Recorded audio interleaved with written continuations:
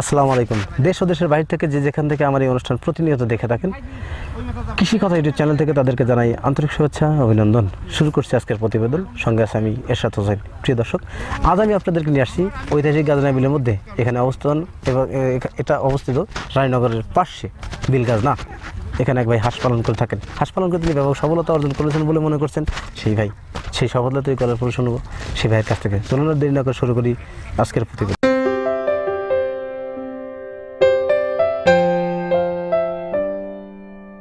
প্রিয় দর্শক, আমার সামনে যে দাঁড়িয়ে আছেন এবং খোলা বিলের মাঠে যে খামারটি দেখছেন, এই খামারটি তার। এখানে কি জাতের হাঁস আছে, কতগুলো হাঁস আছে, সেই কথাগুলো জানবে সেই খামারের কাছ থেকে। চলুন শুরু করা যাক। আসসালামু আলাইকুম। ওয়ালাইকুম আসসালাম। ভালো আছেন কাকা? ভালো আছি। আপনার নাম কি কাকা? আমার নাম হলো আসাই শেখ। আচ্ছা, আপনি গ্রামের বাড়ি কোথায়? বাজাই। হাঁস পালন করার অভিজ্ঞতা কতদিন কার? আজ 5 বছর। 5 বছর। জি। 5 বছর হাঁস পালন করে থাকেন। আপনার এখানে কতগুলো হাঁস আছে? 850। কি জাতের হাঁস আছে? ক্যাম্বেল জাতের হাঁস আছে। আচ্ছা, এই যে 850 হাঁসের প্রতিদিন কি পরিমাণ ডিম দিচ্ছে আপনার? মোটামুটি 600। এই হাঁসের এখন বয়স কত? এই হাঁস মোটামুটি গত 70 মাস আনছে, 71 মাস গেলে 1 বছর বয়স হয়ে গেল। 1 বছর পার 1 বছর 1 বছরই আর কি। 1 বছর হয়েছে আর কি। 1 বছর। আপনারা কেন ক্যাম্বেল হাঁস দিয়ে খামারটি করেন? আমরা লাভের জন্যই করি। লাভের জন্যই করেন। আচ্ছা, এই ক্যাম্বেল হাঁসের খামারটা করার তো একটা উদ্দেশ্য থাকে।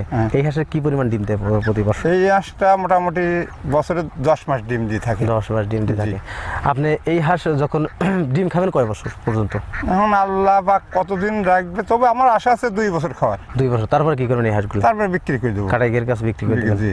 কোথাকার কাটাই পাটি হাঁস বিক্রি ওই করেন? মোটামুটি মনে করেন ঢাকাইলে আসে, বিভিন্ন জায়গায় সিরাজগঞ্জতে আসে। হ্যাঁ, এগুলো ব্যাপারী এসে নিয়ে যায়, ওরা এগুলো বেচতে কি সমস্যা হয়? না, ব্যস্ত সমস্যা। আচ্ছা, এগুলো যখন কাটাই পাটি কাছে বিক্রি করেন তখন কি দরে বিক্রি করেন? তখন দেখা যায় যে 16,000 15,000 এই সমস্ত দরে বিক্রি হয়। আচ্ছা, এখন তো মোটামুটি আপনি 800 850 হাঁস থেকে কি পরিমাণ ডিম আসছে? 600 ডিম আসছে। 600 ডিম আসছে। 600 ডিম আর যদি আসে, হ্যাঁ, আপনি প্রতিদিন কত টাকার ডিম বিক্রি করেন? মোটামুটি মনে করেন যে 700 টাকা সব। 700 টাকা সহ। জি। আচ্ছা, ডিমের দাম 700 টাকা সহ কেন? এই করোনা ভাইরাসের জন্য এই রাস্তাঘাট চলা যাচ্ছে না, গাড়ি ঘোড়া আসতেছে না, এই কারণেই।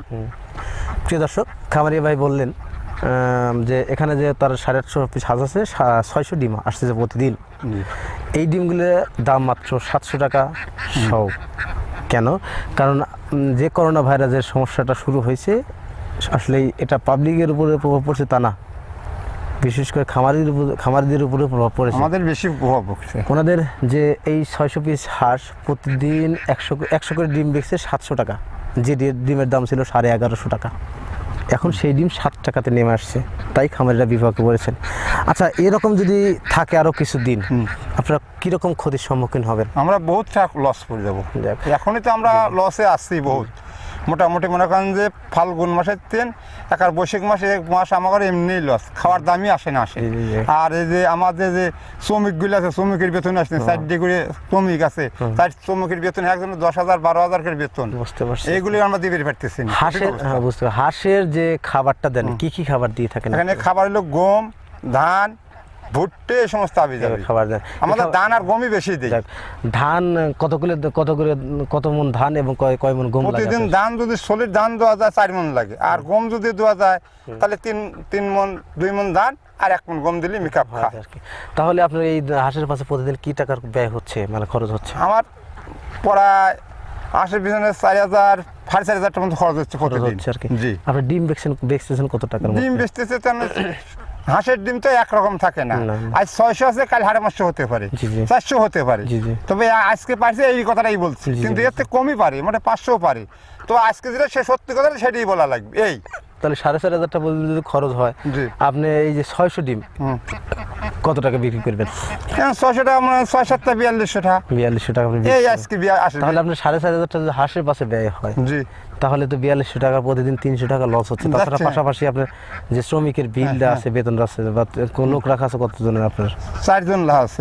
4 জনের প্রতিদিন বেতন কয় টাকা? মোটামুটি আপনি মনে করেন 400 করে দেন এভারেজে। 400-1600 টাকা প্রতিদিন লস দেওয়া লাগছে। সব মিলে প্রতিদিন 2,000 টাকার মতো লস হচ্ছে আপনার হাঁস পালন। হ্যাঁ, যাচ্ছে আমার। আচ্ছা, এটা এই সিজনেই হাঁসটা লস হয় না বিগত এই বছরই এই সিজনে হয়েছে, না বিগত বছরই এরকম হয়েছে? গত মোটামুটি 4 বছর ধরে মোটামুটি 4 মাস করে লস যাচ্ছে। লস যাচ্ছে, এটা দিতেই হবে আমাদের। হ্যাঁ, ঠিক বুঝতে পারছি যে এই বছরটাই তো লসের পরিমাণ বেশি। বেশি, প্রচুর লস। বিগত বছর মানে গত বছরের কথা হচ্ছে। এই বছরই বেশি লস। এই বছর গত বছরে কি এই সময় এরকম লস হচ্ছে? হ্যাঁ, হতো না, কিন্তু গতবার মহিমই জমতে আর কি লস হতো না। না, লস হতো না, কিন্তু এই বছরটাই লস বেশি। আপনারা হাঁস কেন বিলে রাখেন? আবদ্ধ অবস্থায় কেন পালন করেন? আবদ্ধ অবস্থায় পালন করে ধরেন যে ঈদের সময় শামুক খায়, কালাই খায়, ধানের চড়ার মধ্যে হাতে ধান আছে, এইগুলো টুকটাক খায়, আর পানির মধ্যে রাখা লাগে, এই জন্য হলো খোলা মধ্যে রাখা হয়, গ্রামের মধ্যে রাখা যায় না। বুঝতে পারছি। প্রিয় দর্শক, খামারি বললেন যে ওনারা হাঁস বিলে পালন করতে বেশি পছন্দ করেন, কেন বিলে যে খাবারটা উন্মুক্ত খাবারটা পেয়ে থাকে সেটা হচ্ছে শামুক, ধান, পোকামাকড়, ধান ইত্যাদি খাওয়া থাকে। তারপরে হাঁস পালন করতে গিয়ে পানির খুবই দরকার, এই জন্য ওনারা বিলে পালন করেন এবং যেখানে পানি আছে সেখানে হাঁসগুলি রেখে থাকেন, এই কথা বলেন।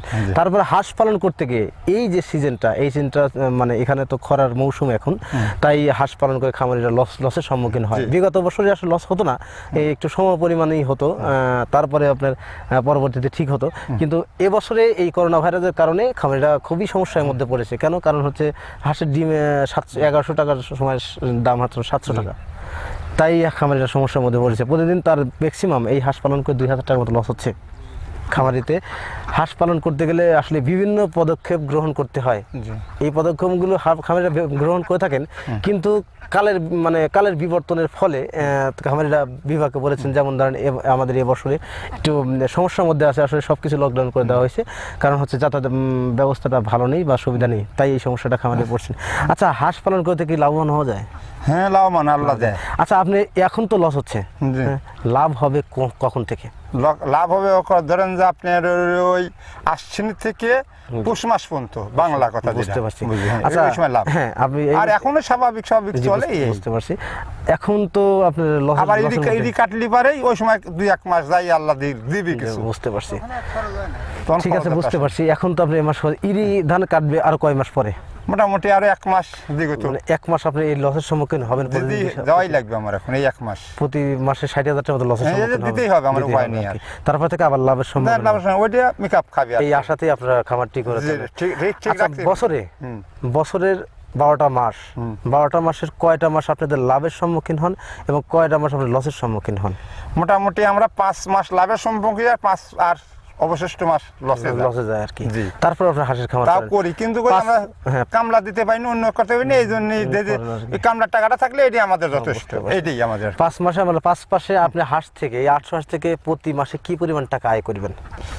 মোটামুটি ধরেন যে 50,000 টাকা প্রতি মাসে, 50,000 টাকা টিকবে আর কি। 5 মাসে 2.5-3 লাখ টাকা আয় করবেন। আর 7 মাসে প্রতি মাসে তো কয় টাকা লস যাবে আপনার? 7 মাসে মোটামুটি এই বছর যেরকম হয়েছে এরকম হলে আপনি পর্যন্ত কত টাকা ব্যবসার লস। তাছাড়া কি বিগত বছরগুলো কিরকম লস আছে? লস গেছে না, তত লস যায় না, ওগুলো মোটামুটি চলে গেছে, ওগুলো গায়ে বাজে না। এই বছরটাই আমাদের গায়ে বাজে দিচ্ছে সম্পূর্ণ।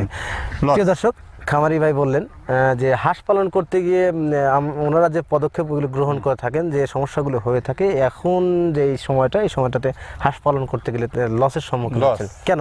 কারণ হচ্ছে একে তো করোনা ভাইরাসের সমস্যা, দ্বিতীয় কথা হচ্ছে মাল বিক্রি করতে পারছে না, বা অনেক সস্তা দাম। বিগত বছরগুলো তাদের লস হতো না, কিন্তু যে টাকা ইনকাম হতো সব মিলিয়ে মুখে চলে যেত, মানে খামারির থেকে যাদের রাখা আছে তাদের বেতন এবং হাঁসের খাবার সব মিলিয়ে মুখে চলে। তারপরে তাদের প্রতি মাসে ওই 700-800 হাঁস থেকে প্রতি বছরে তাও 3-4 লাখ টাকা আয় থাকতো এই খামারিদের। এই আশাতেই খামারটি করে তোলেন।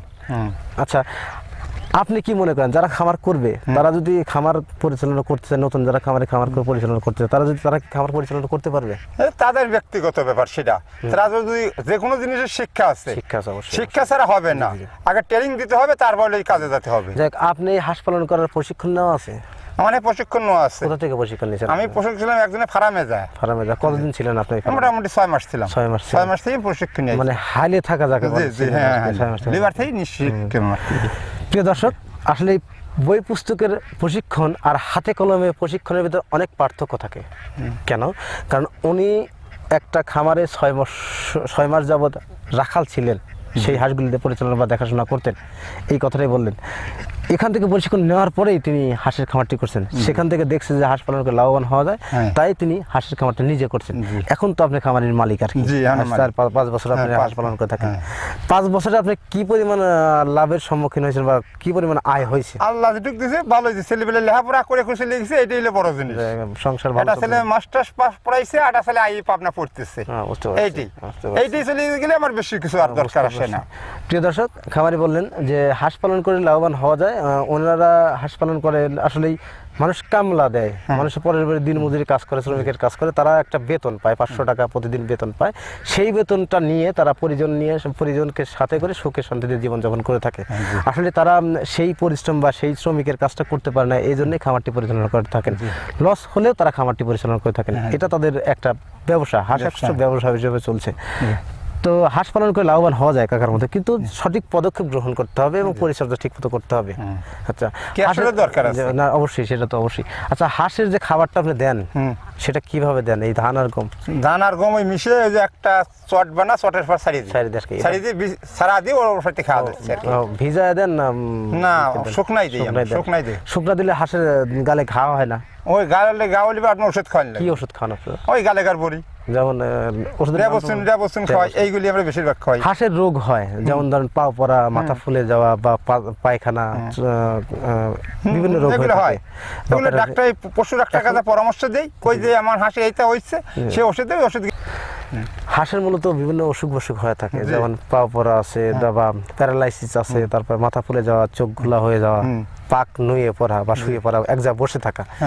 এই সব সমস্যাগুলো যখন হয় হাঁসের, তখন কি ওষুধ আপনারা খাওয়ান বা কি পদক্ষেপ গ্রহণ করেন? এইটা পশু ডাক্তারের কাছে যা বলি যে এই কাহিনী হয়েছে, এই পরিস্থিতি বসে আসছে, এরকম পাও পড়ে যাচ্ছে, হয়তো ঠান্ডা লাগছে, তখন তারা ওষুধ দেয়, ওই ওষুধগুলো আমরা খাওয়াই। আপনি কি ওষুধের নাম বলতে পারবেন? না, আমি অশিক্ষিত হলে বলতে পারবো না। এইটাই আমার। প্রিয় দর্শক, খামারি ভাই বললেন যে হাঁস পালন করতে গিয়ে আসলে বিভিন্ন সমস্যার মধ্যে তারা পড়ে থাকেন।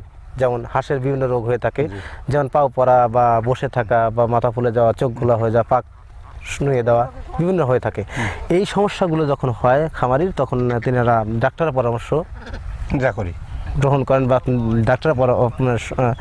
ডাক্তার পরামর্শ গ্রহণ করেন এবং তাদের কাছ থেকে এই পরামর্শ নেওয়ার পরে এবং সেই ওষুধগুলো সংগ্রহ করে তাদের নিয়মে হাঁসগুলোর ওষুধ খাওয়া থাকেন এবং আল্লাহর রহমতে তাদের থেকে থেকেই সমাধান হয়ে যায়, এই কথাটা বললেন। তারপরে খামারির শিক্ষাগত জ্ঞান নাই বলতেই চলে, নাই, যার জন্য সমস্যাটা বেশি, এই জন্য উনি ওষুধের নাম বলতে পারছেন না।